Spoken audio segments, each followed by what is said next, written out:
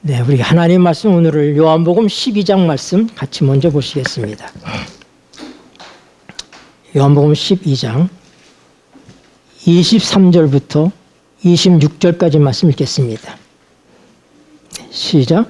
예수께서 대답하여 가라사대 인자의 영광을 얻을 때가 왔도다. 내가 진실로 진실로 너에게 이르노니 한 알의 밀이 땅에 떨어져 죽지 아니하면 한 알 그대로 있고 죽으면 많은 열매를 맺느니라. 자기 생명을 사랑하는 자는 잃어버릴 것이요 이 세상에서 자기 생명을 미워하는 자는 영생하도록 보존하리라. 사람이 나를 섬기려면 나를 따르라. 나 있는 곳에 나를 섬기는 자도 거기 있으리니 사람이 나를 섬기면 내 아버지께서 저를 귀히 여기시리라. 아멘.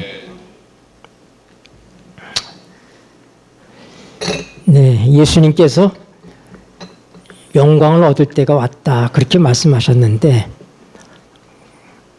여러분 예수님 말씀하시는 예수님이 영광을 얻으시는 때가 언제죠? 네, 십자가의 때를 얘기하고 있죠. 네, 왜요? 십자가를 통해서 정말 하나님은 사랑이시고 하나님은 공의로우신 분이라는 사실을 통해서 온 우주에 다시 한번 하나님이 하나님 되심을 보여주는 사건이 될 것이기 때문에 아버지께서 예수님의 십자가 사건을 통해서 영광을 얻으시게 되는 것입니다. 그러면서 주님께서 말씀하시기를 한 알의 밀이 땅에 떨어져 죽지 아니하면 한 알 그대로 있으면 죽으면 많은 열매를 맺느니라 하고 말씀하셨습니다. 예수님이 영광을 얘기하시고 죽음을 말씀하십니다. 그러니까 영광과 죽음은 관계가 있다고 하는 사실을 우리가 알아야지 됩니다. 그리고 한 알의 밀알이라고 얘기했어요. 그것은 하나님에게 있어서 예수님은 독생자십니다. 하나뿐인 밀알입니다. 그런데 그 밀알이 죽음을 통해서 땅속에 들어가서 흙 속에 묻혀서 적당한 온도와 수분과 이 햇빛에 의해서 싹을 틔워서 그래서 이제 자라나서 열매를 맺히게 되는데 똑같은 열매를 맺히는 것입니다. 밀을 심으면 밀이 나죠. 우리가 우리말이요. 콩 심은 데 콩 나고 팥 심은 데 팥 난다. 그러니까 밀 심은 데는 뭐가 나요? 밀이 나게 돼 있어요. 그 밀이 누구예요? 예수님이십니다. 그러면 그 밀로 인하여 그 밀의 죽음을 통해서 맺혀지는 이삭들은 누굽니까? 그 열매들, 우리들이죠. 구원받는 우리들입니다. 하나님의 자녀가 되는 우리들입니다. 그러면서 주님께서 이어서 말씀하시기를 자기 생명을 사랑하는 자는 뭐라고요? 잃어버릴 것이요. 이 세상에서 자기 생명을 미워하는 자는 영생하도록 보존하리라. 그렇게 얘기했습니다. 네, 여기서 자기 생명을 사랑하는 자, 그 생명이라고 번역된 말이 뭐냐면 혼입니다. 혼. 자기 혼을 사랑하는 자는 잃어버릴 것이며 잃어버릴 것이요. 이 세상에서 자기 혼을 미워하는 자는 영생하도록 보존하리라. 그러니까 성경이 혼이라고 말하는 것, 그걸 뭐라고 변명했어요? 생명이나 목숨이라고 번역되어 있다는 사실을 우리가 알아야지 됩니다. 그러니까 하나님께서 지금 뭐라고 말씀하시냐면은 우리의 혼의 생명은 없어져야 된다. 잃어져야 된다. 그래야 무슨 생명이 나타날까요? 영의 생명이 나타나는 것입니다. 우리가 아는 것처럼 영과 육이라고 하는 것, 영과 혼이라고 하는 것, 이것은 양립하기가 힘든 것입니다. 불가능합니다. 그래서 갈라디아서 5장 17절에 성령의 소욕과 육체의 소욕은 어떻게 해요? 서로 거스립니다. 네. 그것은 함께 존재할 수 없는 것. 그게 뭐라고요? 성령의 소욕과 육체의 소욕. 성령을 따르는 일과 내 자신을 따르는 일은 동시에 가능하다, 불가능하다? 불가능하다. 그러나 참으로 인간들은 위대해서 하나님을 사랑한다고 하는 사람들이 성령을 따르지도 않으면서 육체를 따르면서도 하나님을 사랑한다고 그렇게 얘기하면서 마치 성령을 쫓는 것과 육체를 쫓는 것을 같이 할 수 있는 것처럼 모순되게 살아가고 있는 것이 오늘날의 그리스도인의 삶의 모습인 것입니다. 그런데 성경 분명히 아니라고 얘기하고 있으면 이것은 안 되는 것입니다. 우리가 성경에 나오는 여러 가지 대조적인 단어들이 있습니다. 영과 육. 이미 여러분들이 아시죠? 뭐가 영이고 뭐가 육인지. 네. 영은 하나님의 성령과 교통할 수 있는 것이 우리 안에 있는 영입니다. 육이라고 하는 것은 성령의 교통이 없는 상태의 모습을 육이라고 얘기합니다. 그래서 예수님께서 육으로 난 것은 다 육이요 그렇게 얘기했잖아요. 그 얘기는 뭐예요? 사람은 다 육적인 존재다. 아무도 하나님을 모르는 상태로 태어난다. 선천적으로, 유전적으로 하나님은 알 수 없다. 죄진 인간은 제가 얘기했잖아요, 전에. 우리 집에 기르는 암소가 새끼를 낳으면 그 송아지는 어미 소의 새끼가 아니라 주인의 소유라고요. 그렇죠? 그런 것처럼 죄인이 죄인을 낳으면 육이 육을 낳으면 육인 것입니다. 죄인인 것입니다. 우리 모두가 다 같은 운명 속에서 태어나는 거예요. 그래서 우리에게 뭐가 필요하다고 얘기한 거예요? 거듭남이 필요하다. 새로 태어나야지 된다. 아무리 도덕적인 사람이라 할지라도, 아무리 착하게 인생을 살아도, 아무리 양심적으로 인생을 살았다 할지라도 육은 영원히 육입니다. 거기 희망이 없어요. 거듭나지 아니하면은 하나님 나라에 갈 수가 없다. 왜요? 하나님으로부터 끊어진 상태로 태어나기 때문에. 우리 모두는 인간의 가장 절망적 상황이 뭡니까? 우리는 하나님과 끊어진 상태로 태어난다. 하나님을 모르고 태어난다. 하나님에 대해서 우리는 비관계적 존재이다. 불관계적 존재이다. 방관계적 존재이다 이 말입니다. 그래서 하나님께서 우리를 어떻게 해요? 육에서부터 영적인 사람으로 돌이키는 그 일을 위해서 거듭남이라는 것을 통해서 설명하시고 계시는 것입니다.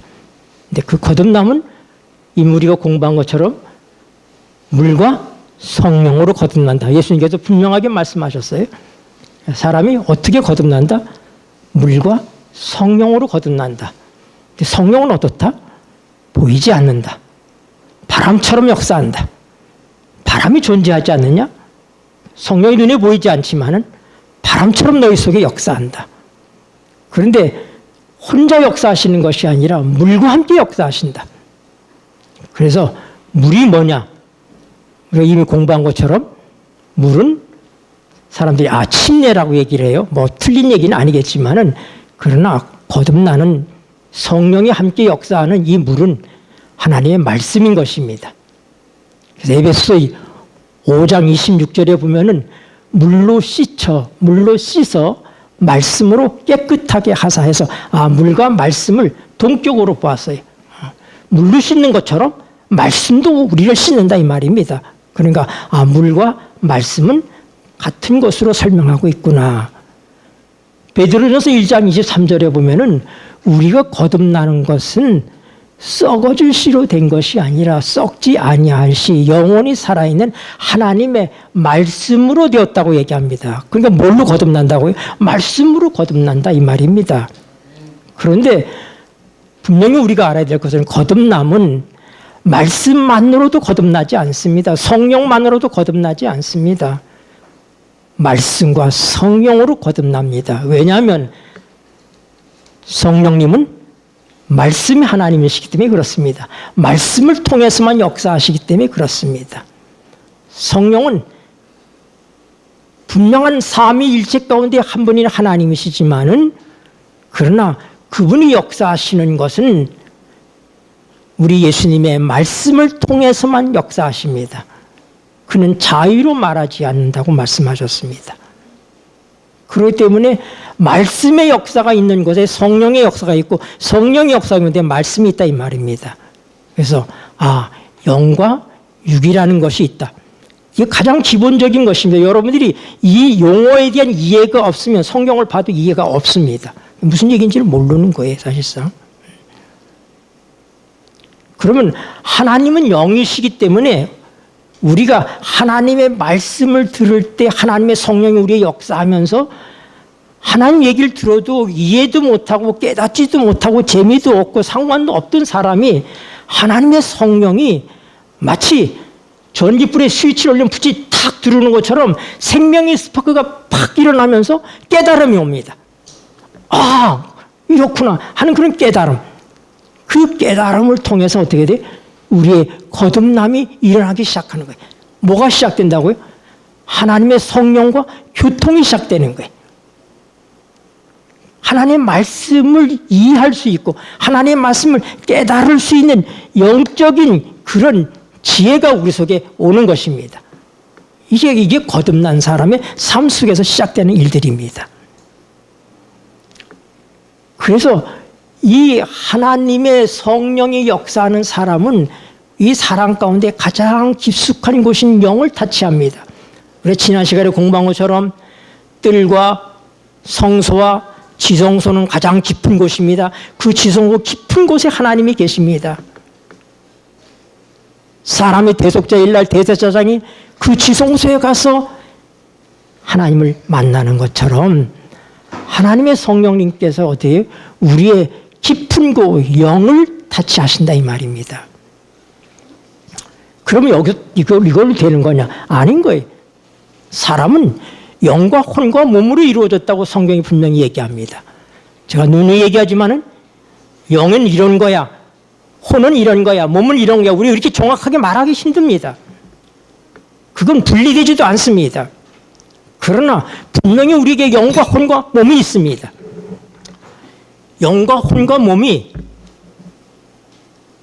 온전하게 하나가 돼서 그것을 화이트분에 그려보면 뭐라고 하냐면은 entire being, 전인적 존재 그렇게 얘기했어요.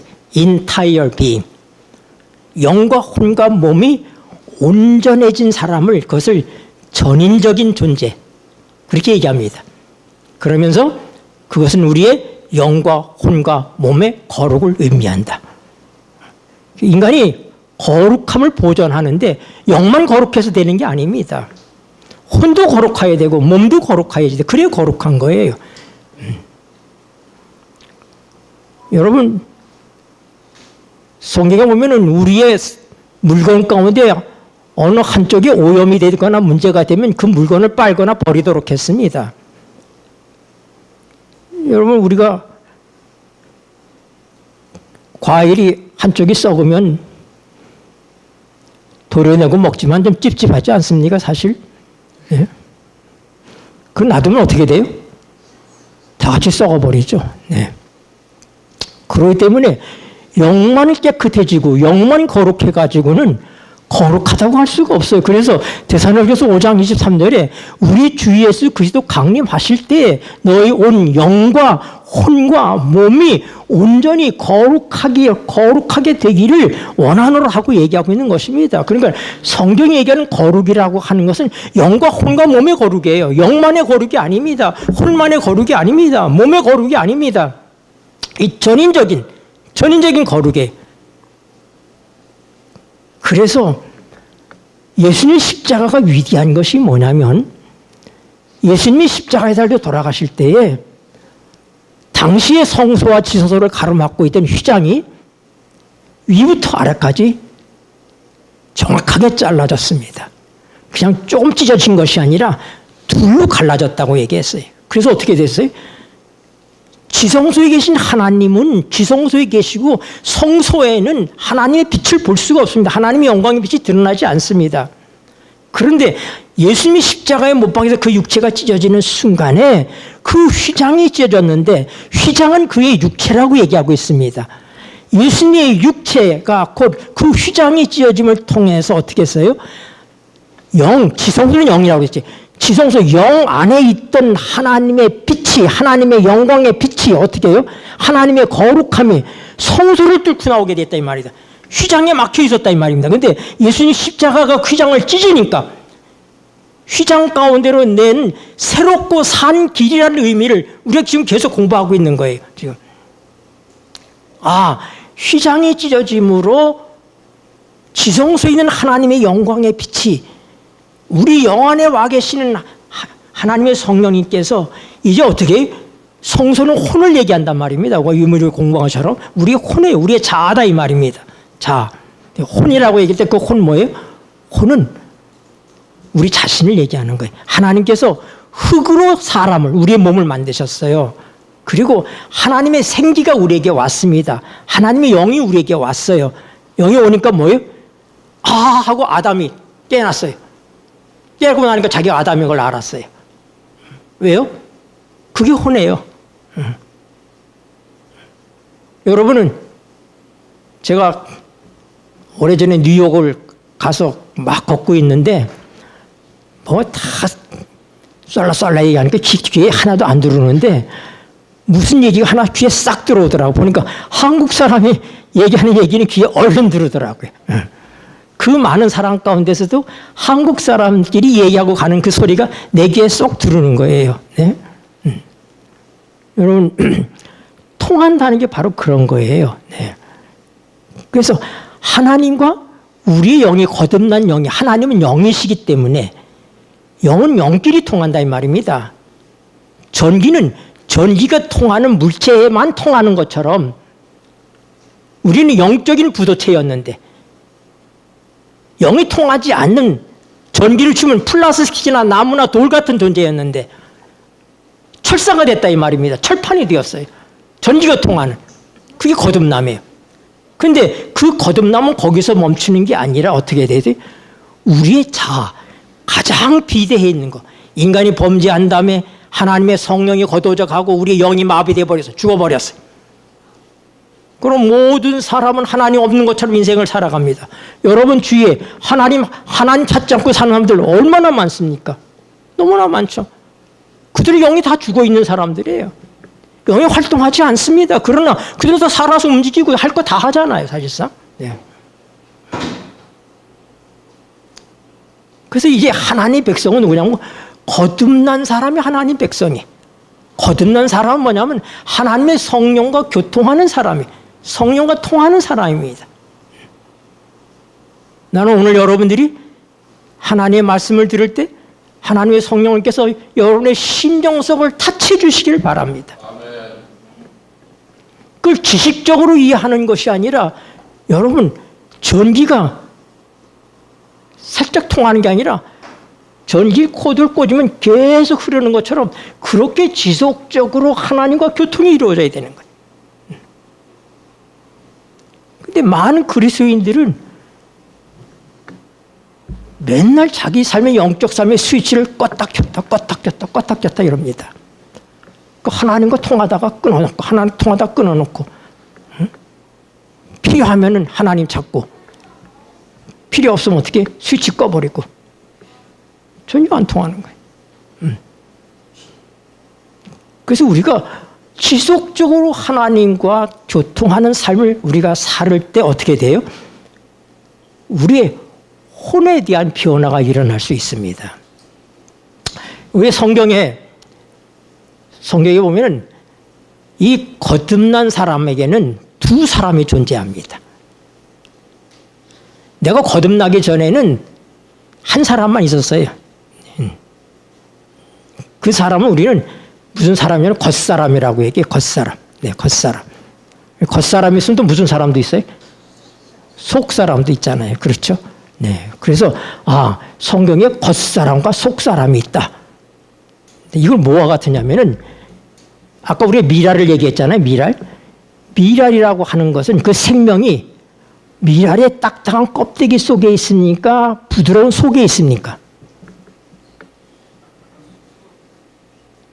생명이 어디 있어요? 네, 속에 있죠. 속에 있죠. 그러면 그 밀이 싹을 내기 위해서는 뭐가 깨져야지 돼? 네, 그 딱딱한 겉껍질이 깨져야지 되는 거예요. 네. 그러니까 하나님이 우리의 속 사람 속에 와 계셔요, 지금. 와 계시지만 생명으로서 역사하시려면 무슨 일이 있어야 된다?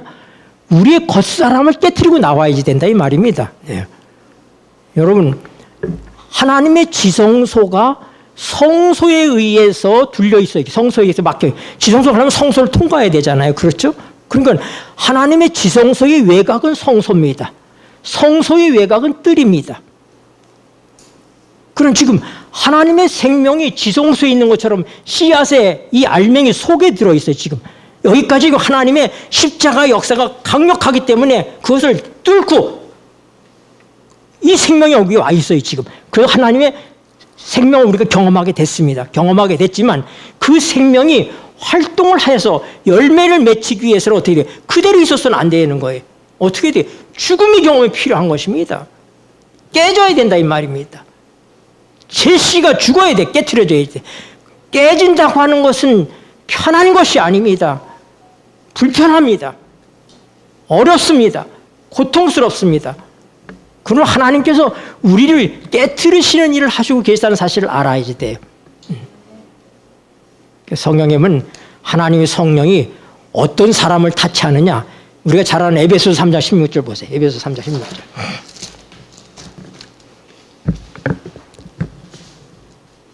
그 영광의 풍성을 따라 읽겠습니다. 시작. 그 영광의 풍성을 따라 그의 성령으로 말미암아 너희 속사람을 능력으로 강건하게 하시며. 아멘. 하나님의 성령께서 역사하시는 사람은 우리의 겉사람이니까 속사람이니까. 우리 겉사람이라고 하는 것, 이 혼은 이미 얘기한 것처럼 뭐냐면 우리의 감정이나 우리의 의지나 우리의 지적인 능력, 지정의를 우리 혼이라고 얘기해요. 그럼 하나님의 성령께서는 우리의 감정에게 직접적으로 역사하는가? 아닙니다. 그러므로 우리가 감정적으로 신앙을 하는 것이 굉장히 위험하고 진정한 신앙이 될 수가 없는 것이 뭐냐면 하나님의 성령은 우리의 혼을 타치하지 않습니다. 우리의 혼을 접촉하지 않습니다. 직접적으로. 그래서 우리가 막 하나님 믿는 사람은 늘 기쁘고 웃어야 된다고 그러면 입 찢어져요. 나중에 웃다 보면 안면에 근육이 마비가 와요. 계속 웃어야 된다니까. 그래서 어떤 사람들은 뭐 영적으로 살아야 된다 하는 것을 오해해가지고 아주 이성적이고 냉철한 사람들은 이것이 자기의 혼이라고 알아요. 그것은. 이거 자기 잘하는 걸 알아요. 그 자기에게 없는 아주 다정다감하고 따뜻하고 하는 그것이 영적인 것으로 알고 그것을 사모합니다. 그러나 너무 감정적이고 이 감정적인 사람은 좀 냉철할 필요가 있다고 생각을 해요. 그래서 그는 그 냉철한 것이 그것이 마치 하나님께서 자기에게 역사하시는 하나님의 역사라고 생각을 합니다. 그러나 둘 다 아닙니다. 다 감정이에요. 그것도 감정인 거예요. 냉철한 감정이든 따뜻한 감정이든 그건 우리 영 안에 있는 감정이 아니라 우리 혼 안에 있는 감정입니다. 지금 지난 시간에 제가 약속하기를 뭐냐면 히브리서 4장 12절에 나와 있는 하나님의 말씀은 살았고 운동력이 있어 좌우의 날선 검과 같아서 우리의 영과 혼과 관절과 골수를 찔러 쪼개고 우리의 마음의 생각과 뜻을 감찰한다고 하시는 그 말씀을 통해서 영과 혼의 분리에 대해서 제가 말씀을 드리고 약속을 하셨어요. 그렇기 때문에 왜 이게 분리될 필요가 있느냐? 여러분, 많은 사람들이 내 혼에서 일어나고 있는 일들을 마치 하나님이 하시는 일처럼 착각하고 착각하는 사람들이 너무나 많다고 하는 것입니다. 그래서 우리가 이 분리를 알기 위해서 전 사실 지난 수요일 날은 거의 밤 3시까지 제가 말씀을 연구하고 밤이 깊도록 제가 여기서 늘 12시 넘어서 집에 들어가면서 말씀을 살피고 그렇게 했는데 시간은 너무 짧고 설명은 좀 다 드리고 싶은데 늘 그런 아쉬움이 제 속에 있습니다, 사실은. 그러면서 제가 하나님께 간절히 기도하는 건 하나님, 이 모든 것을 좀 쉽게 설명할 수 있도록 해주세요. 쉽게.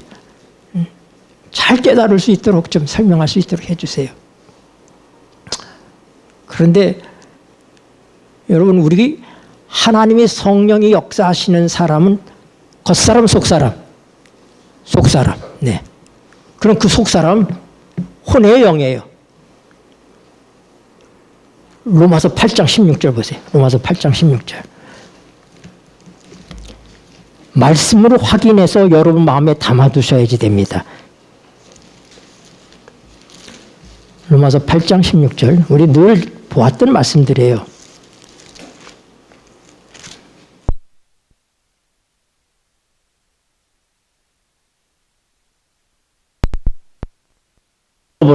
우리가 하나님의 자녀인 것을 증거하시나니. 그러니까 하나님의 성령께서 누구를 접촉하고 있는 거예요? 우리의 영을 접촉하잖아요. 그렇죠? 아까 에베소 3장 16절에 보니까 하나님의 성령께서 우리 어떤 사람을 강건하게 하신다고요?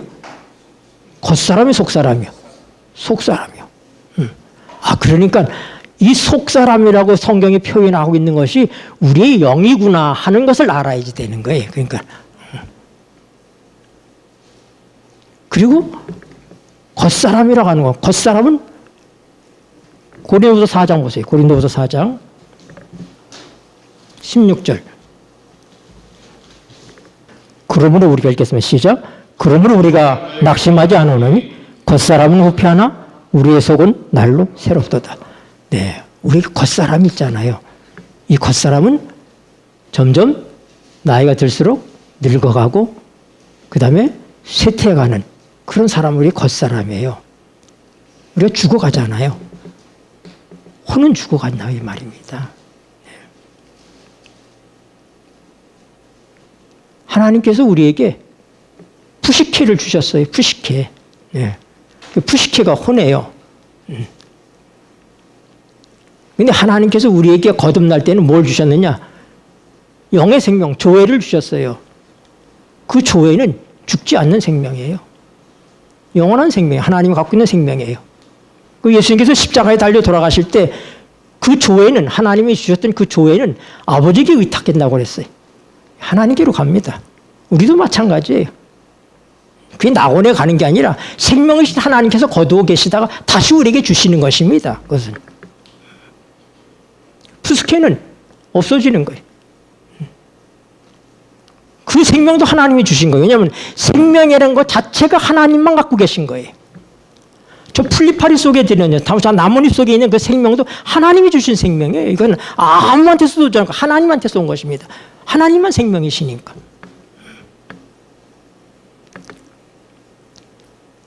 그런데 죽는 생명과 죽지 않는 생명으로 나눠져 있죠. 네. 시드는 생명과 시드지 않는 생명이 있다 이 말입니다. 네. 모든 사람이 푸시케라는 생명을 갖고 있어요. 우리가 지금 이 생명을 얻자고 지금 잃고 있는 것이 아닙니다. 우리는 뭐예요? 하나님이 주시는 영원한 생명 때문에 오늘 여기에 있는 것입니다. 그런데 그렇게 하기 위해서는 우리 전체가 하나님 앞에서 거듭난 존재가 돼요. 거듭난 사람만 하늘나라 간다고 그랬잖아요. 고린도후서 좀 찾았었죠. 7장 보세요. 7장. 그런즉 읽겠습니다. 시작. 그런즉 사랑하는 자들아, 이 약속을 가진 우리가 하나님을 두려워하는 가운데서 거룩함을 온전히 이루어 육과 영의 온갖 더러운 것에서 자신을 깨끗게 하자. 네. 우리의 거룩함은 육과 영이 온전히 다 깨끗하게 돼야 되는 거예요. 네. 그래서 예수님께서 십자가에 달려 돌아가심으로 어떻게 해요? 하나님의 영광의 빛이 어디를 비치게 됐다? 성소를 비치게 됐다. 어디를 비치게 됐다? 여러분, 우리가 우리 자신을 보려면 빛이 있어야 보는 거예요. 빛이 없으면 못 봅니다. 네. 내가 하나님의 빛이 오기 전에는 내가 열심으로 하나님의 일을 하고 있다고 생각을 했어요. 저도 옛날에 그렇게 생각했어요. 제가 평생을 목회한 사람 아닙니까? 제가 나름대로 열심히 목회를 했어요. 제 기억에 제가 일요일을 가져본 일이 그렇게 많지 않아요. 일요일도 없이 제가 일을 했어요. 쉬는 날 없이 열심히 일을 했어요. 제가 뉴스타트 할 때는 일요일마다 환자들을 모시고 저기 여수에 있는 에덴 우리 여수 그 요양병원으로 환자들을 모시고 가든지, 아니면 하동에 있는 최철선 집사님 그 요양원을 내가 모시고 가든지, 그땐 이 마석이 없을 때, 마석에 우리 에덴 요양병원이 없을 때이기 때문에 그 멀리밖에 없었어요. 일요일마다 환자들을 그들은 나르고, 그래서 그때 당시에 일 잘하는 우리 부목사님이, 지금 미국에 계신데 그 부목사님이 열심히 저를 도와서 일을 했는데, 한 달쯤 따라서 같이 하더니 나한테 얘기를, 목사님, 저는 도저히 못하겠습니다. 네. 쉬지 않고 일하니까 견딜 수가 없죠. 그래서 알았어, 그럼 좀 쉬어. 그게 좋은 차였어요. 네. 그리고 제 생각으로는, 야, 내가 정말 하나님께 열심히 일을 한다, 그렇게 생각을 했어요. 그러나 어느 날 하나님의 빛이 내게 오고 나니까 보니까 그것이 전부 하나님을 위해서 일한 게 아니라 남의 나를 위해서 일했더라고요. 아, 김영수 목사는 일 진짜 열심히 해. 사람을 칭찬하잖아요. 네. 또 내 스스로 자기 만족이 있잖아요. 빛이 화하게 보이는 거예요. 옛날에 그것은 하나님의 일이고 영적인 것이고, 그런데 알고 보니까 그것이 다 뭐라고요? 뿌리가 나더라 이 말입니다. 나더라는 거예요. 그게 지성소에 있는 빛이 성소에 우리의 혼을 비추니까 우리 자아를 비추기 시작할 때 보기 시작하는 거예요. 그래서 이 빛이 우리에게 필요한 것입니다. 네. 요한일서 1장. 우리가 저에게서 듣고 너에게 전하는 소식이 이것이니 곧 하나님은 빛이시라. 그에게는 어둠이 조금도 없으시니라.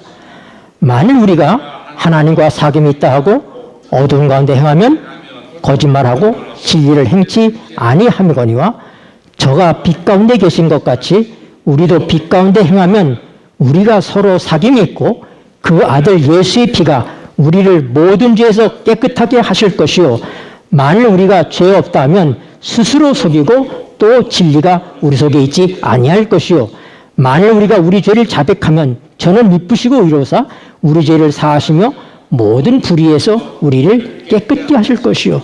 네, 여러분, 하나님만이 빛이십니다. 네. 제가 늘 설명하면서 자주 사용하는 것이 뭐냐면은 존재라고 하는 거예요. 존재. 거룩은, 제가 지난번에 설교할 때 얘기해, 거룩은 행위가 아니라 존재다 그랬죠. 왜요? 거룩하신 존재가 계시기 때문에 거룩한 거예요. 의도 행위가 아니라 거룩하신 분 존재가 있기 때문에 의로운 거예요. 빛도 뭐예요? 빛도 존재예요. 빛이라는 분이 계시는 거예요. 그래서 이 빛을 무슨 빛이라고? 참빛이라고 얘기하는 거예요. 참빛. 네. 하나님께서 첫째 날 뭘 만드셨어요? 빛을 만드셨어요. 그걸 히브리 말로 오르라고 얘기해요. 오르. 오르. 빛을 만드셨는데, 넷째 날은 뭘 만드셨어요? 마오르를 만드셨어요. 1월 성신, 해, 달, 별. 그 빛을 담는 그릇이라는 뜻입니다. 그래 본래 첫째 날 하나님이 빛을 만드시고 그 빛을 담는 그릇인 뭘 만들었다? 해, 달, 별, 마오르를 만드셨다. 네, 네. 여러분 하나님만 빛이신 거예요. 모세가 하나님을 만나고 오면 그 얼굴에 뭐가 났다고요? 광채가 났습니다. 모세가 빛이어서가 아니에요. 여러분 우리가 대장간에서 낫이나 홈이나 뭐 이런 것, 쇠사랑이나 이런 것들을 만들 때 보면 어떻게 해요? 시커먼 쇠붙이가 그 용광로 속에 들어가면 어떻게 돼요? 그게 빨갛게 달궈지잖아요. 끄집어내도 여전히 빛이 나잖아요. 그러니까 하나님과 빛이신 하나님과 같이 있다 보니까 그 빛이 우리에게 전염돼서 오는 것이지 우리가 빛이 아니다 이 말입니다. 근데 그 빛이신 하나님과 하나님 앞에 우리가 가서 보니까 어떤 일이 있더라? 그분과 사귀게 되니까 사귄다는 그분과 어울렸다는 얘기, 그 빛 앞에 갔다는 얘기입니다. 그 빛 앞에 가 보니까 야, 내가 이런 죄인이구나. 내가 죄인이라는 사실을 아는 거예요. 여러분, 하나님의 말씀은 살았다고 얘기하는데 살았다고 하는 의미가 뭐냐면은 어떤 사람은 요한복음 3장 16절의 말씀을 듣고 아, 하나님이 정말 나를 이렇게 사랑하셨구나 하고 하나님의 사랑을 깨닫는 사람은 그 사람은 하나님 말씀이 살아있는 사람이에요. 그러나 요한복음 3장 16절의 말씀을 듣고도 뭐 그게 어때서? 하고 얘기하면 그는 죽은 사람이에요. 그는 하나님의 말씀이 살아있지 않는 거예요. 그러니까 하나님의 말씀이 살아있을 때 어떤 역사가 일어나는지 제가 나중에 좀 더 설명을 또 할 거예요. 시간도 또 다 됐는데 약속대로 우리가 이 말씀의 분리에 대해서 들어가기 위해서 제가 용어를 좀 설명하다가 좀 시간이 갔어요. 그래서 어떻든 우리에게 뭐가 있다? 속사람과 겉사람이 있다. 근데 겉사람은 뭐 해야지 된다? 깨어져야 된다. 깨어져야 된다. 네. 그 겉사람이 깨어지는 역사가 그건 뭐라고요? 십자가의 역사예요. 예수님의 십자가의 역사가 있을 때 예수님이 십자가에 달리실 때 그의 육체가 찢어진 것처럼 그래서 지성소에 있는 빛이 성소로 비쳐나갈 수 있게 되는 것처럼 오늘 예수님의 십자가는 우리의 겉사람을 깨뜨리는 강력한 도구요 무기입니다. 주님의 십자가의 사랑을 알게 되면 그때 우리는 그렇게 자존심을 세우고 나를 아세우고 여러분 우리가 입으로는 굉장히 성경을 얘기하고 지식적인 걸 얘기하고 영적인 걸 얘기하지만은 하나님의 빛이 오면은 그 모든 것이 다 가증스러웠다는 사실을 알게 됩니다. 내 자아가 얼마나 무섭고 몸소리치는 존재인지를 알게 되는 그런 빛이 우리에게 와야지 됩니다. 여러분 한번 사르밧가부를 생각해 보세요. 사르밧가부가 훌륭한 사람입니까? 엘리야 시대 때 사르밧가부를 하나님께서 택하셔서 엘리야 선자를 보냈잖아요. 거기 가서 살라고. 예? 그러면 보통 사람 아니잖아요. 하나님께 보실 때 특별한 사람이잖아요. 예? 그런데 엘리야가 그 집에 가서 사는 동안에 그 집에 외동아들이 죽었습니다. 왜 이런 일이 벌어져요? 그랬더니 그 여자가 하는 얘기가 뭐냐면 하나님의 사람이여 당신이 왜 내게 오셨어? 내 죄를 생각나게 하시고 내 아들을 죽게 했습니까? 내 아들이 죽었습니다. 그의 생명과 불과한 다름없는 그의 외동아들이 그의 독자가 죽자 그 여인은 뭐예요? 자기 죄를 생각하는 거예요. 자기 죄를.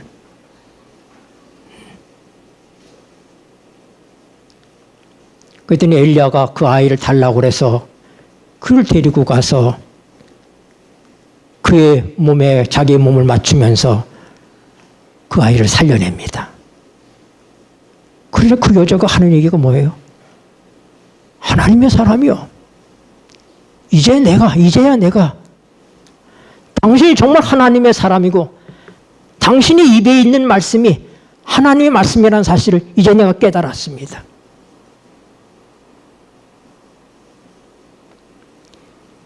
이런 빛이 우리에게 와야지 돼요. 하나님의 빛이 오지 않으면 우리는 결코 우리를 볼 수 없습니다. 우리는 우리를 자꾸 감추려고 하고 합리화시키고 그래서 포장하는 기술이 평생 동안 기술로 연마되어 있기 때문에 깨지지 않습니다. 하나님의 강력한 빛이 우리에게 올 때 사르밧 과부가, 그 경건했던 사르밧 과부가, 그 훌륭했던 사르밧 과부가 또 한 번 깨지는 거예요. 내 죄를 생각나게 하시고 내가 이제야 당신이 하나님의 사람이요 당신의 입에 있는 말씀이 정말 진실한 줄 내가 알았다.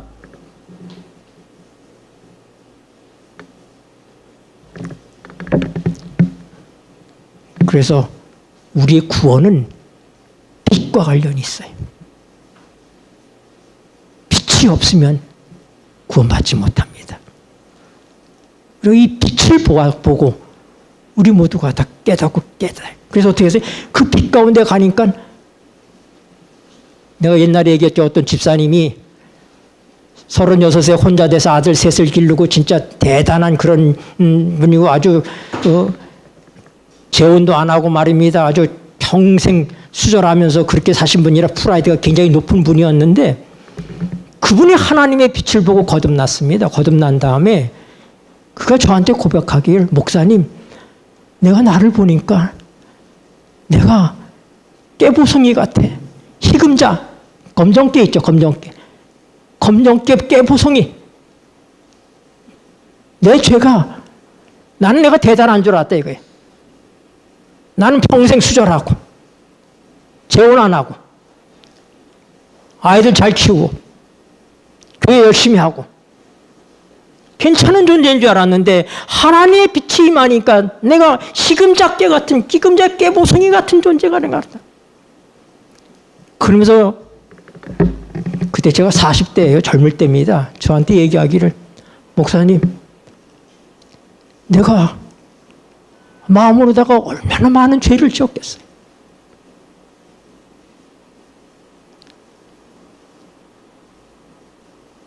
그가 혼자 지내는 동안에